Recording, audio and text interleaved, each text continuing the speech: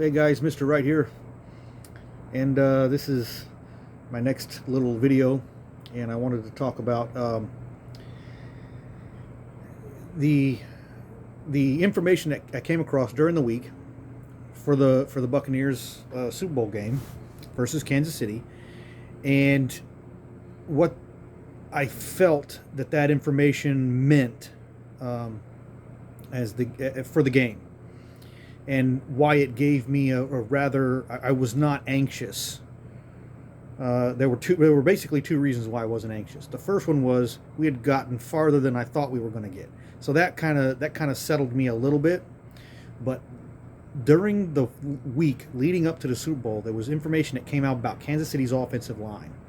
Basically, they were shuffling around guys, and they were missing their two tackles. Their two tackles were going to be out, and they were plugging in inexperienced veterans and guys that were basically backups. They were moving them around because where Kansas City had ranked them, they had moved, I think, some guards to tackles and right tackle to left tackle. Like, they just did some weird stuff with the offensive line. And so once that news came out, my thought was our fully healthy defensive line with Shaq Barrett, Vita Vea, Ndamukong Suh, Jason Pierre-Paul, like, those guys were going to feast. They were just going to blow up Kansas City's offensive line.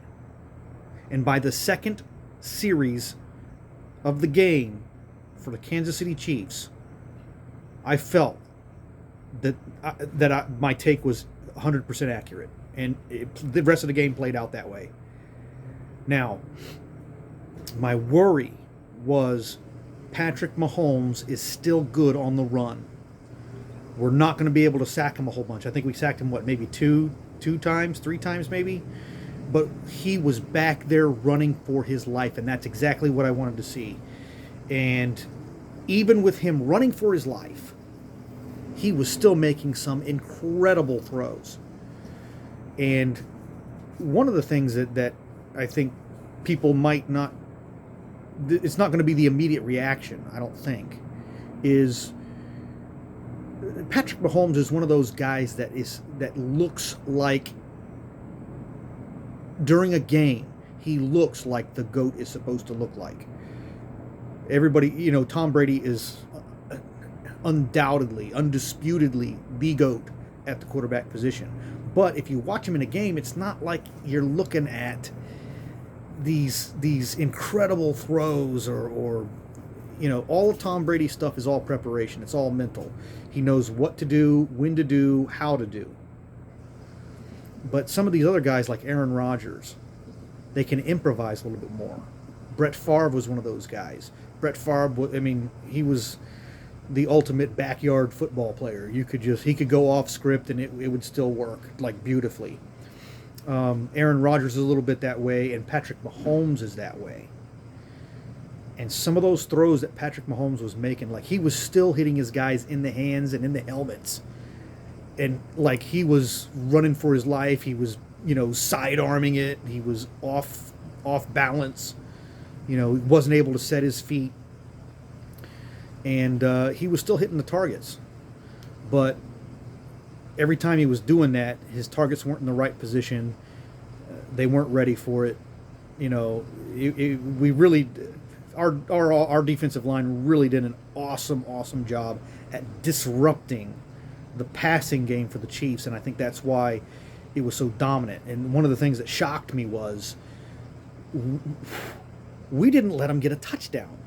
I'm still like, that's the biggest shock to me in the game. We did not let the Kansas City Chiefs get a touchdown. They scored 9 points, only on field goals. And so that one it shocked me.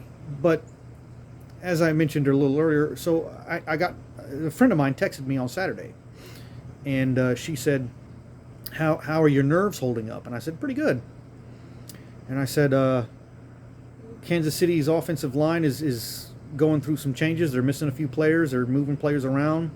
I think our defensive line is going to blow up their offensive line. And what worries me is Patrick Mahomes can still play well even if his offensive line is crap, because he can run around and still make all the throws. And that's basically what happened. And it was enough to slow him down. And so that's why by the second series of the game, when I saw that we were able to slow him down, I was like, we're probably going to win this. Like, we're probably going to win this pretty handily.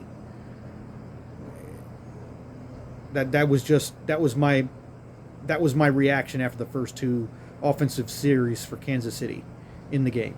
Like, at that point, I was like, we're probably going to win this. Let's see how it goes. And so it was a very relaxing game for me, actually. It was very relaxing. And I loved it. I loved every minute of it. And it was, well, I mean, here we are. We're the champions. Second time. I cannot wait to see the Super Bowl ring that we're going to get. I think it's going to be pretty cool. I'm hoping it's really cool. I've got a replica of the first one. I'm probably going to get a replica of this one. And, yeah.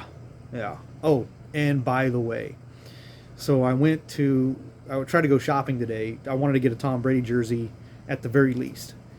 And everywhere, everything was sold out. Like, it was, I went to the mall, went to a few different stores, nothing. So I'm like, all right, I'll wait. So I'll probably do some videos when I get the jerseys, but I'm going to get a Tom Brady jersey just because, I mean, he did it his first year. He came to us. He's the GOAT. He came to us, did GOAT things. Yeah, I think it's time to really show my appreciation for Tom Brady. And I'm going to be getting the Antonio Brown jersey. You guys just...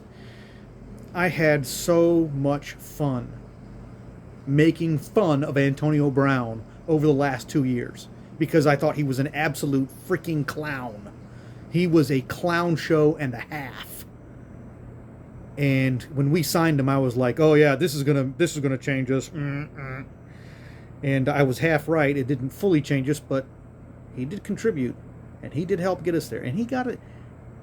And he got a touchdown in the Super Bowl, and it's pretty funny when I explain that little touchdown. I'll do a video on explaining the lead up to the Antonio Brown touchdown. But anyway, guys, so yeah, there you have it. We're champions again. I love it.